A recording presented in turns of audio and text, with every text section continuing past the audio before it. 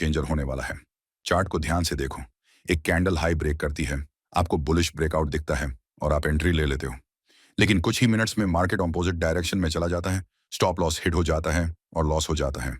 तब लगता है चार्ट ने चीट किया, लेकिन रियलिटी ये है कि हम स्मार्ट मनी का सिग्नल समझ नहीं पाए। अक्सर क्या होता है, मार्केट पहले ब्रेकआउट देता है, रिटेल ट्रेडर्स एंट्री लेते हैं, फिर मार्केट रिवर्स करके उनका स्टॉप लॉस हिट करता है। ये कोई रैंडम मूवमेंट नहीं है, ये एक प्लान्ड मूव होता है जिसे स्मार्ट मनी कॉन्सेप्ट में लिक्विडिटी स्वीप कहते हैं।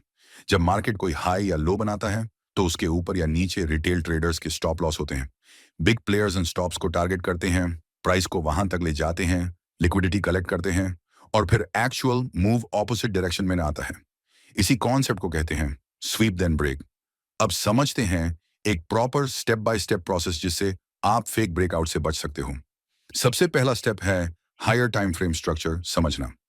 अगर मार्केट हायर हाई और हायर लो बना रहा है, तो स्ट्रक्चर बुलिश है और हमें सिर्फ बाय अपॉर्चुनिटीज ढूंढनी चाहिए। अगर लोअर हाई और लोअर लो बन रहे हैं, तो स्ट्रक्चर बेरिश है और हमें सेल साइड पे फोकस करना चाहिए। स्ट्रक्चर के अगेंस्ट ट्रेड करना सबसे बड़ी गलती होती है। दूसरा स्टेप है ऑर्डर ब्लॉक या fair value gap FVG zone identify करना। ऑर्डर ब्लॉक वो जोन होता है जहां से स्ट्रॉन्ग इंपल्सिव मूव स्टार्ट होता है। जैसे कोई बेयरिश कैंडल जिसके बाद स्ट्रॉन्ग बुलिश मूव आए, वो बुलिश ऑर्डर ब्लॉक होता है। जब प्राइस वापस इस जोन में आता है, तब वो एक इंपॉर्टेंट रिएक्शन एरिया बन जाता है।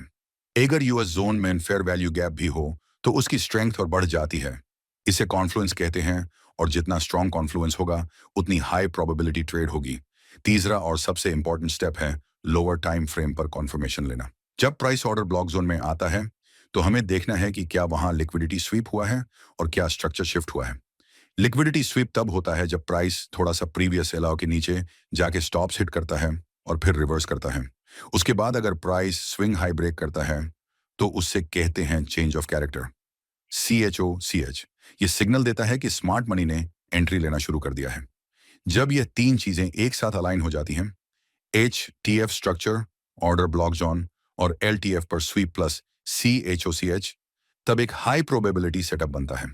एंट्री आप CHOCH के बाद नेक्स्ट कैंडल पर ले सकते हो।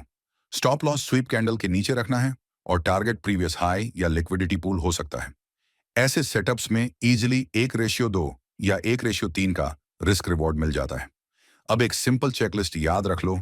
HTF स्ट्रक्चर क्लियर होना चाहिए, price valid on order block या FVG जोन में होना चाहिए, LTF पर लिक्विडिटी स्वीप और चोच कंफर्म होना चाहिए। अगर इनमें से कोई भी मिसिंग है, तो ट्रेड स्किप करो। मिस्ड ट्रेड कभी प्रॉब्लम नहीं होता, लेकिन रॉन्ग ट्रेड अकाउंट को डैमेज करता है। रियल एग्जाम्पल में भी यही होता है। पहले HTF बुलिश स्ट्रक्चर आइडेंटिफाई होता है, फिर स्ट्रॉन्ग इंपल्स से ऑन ऑर्डर ब्लॉक बनता है। प्राइस वापस जोन में आता है, LTF पर स्वीप होता है, फिर CHOCH आता है और वही परफेक्ट एंट्री पॉइंट होता है। यही डिफरेंस है रिटेल ट्रेडर और स्मार्ट मनी ट्रेडर में। रिटेल ट्रेडर ब्रेकआउट देख के एंट्री लेता है, जबकि स्मार्ट ट्रेडर पेशेंटली स्वीप और कॉन्फर्मेशन का वेट करता है। अगर आप भी अपनी ट्रेडिंग को नेक्स्ट लेवल पर ले जाना चाहते हो, तो ऐसे स्ट्रक्चर्ड अप्रोच के साथ ट्रेड करो, बिना इमोशन के, सिर्फ प्रोसेस के साथ। अगर आपको यह वीडियो हेल्पफुल लगा, तो लाइक करो, कमेंट में चोंच लिखो और बताओ नेक्स्ट वीडियो किस टॉपिक पर चाहिए।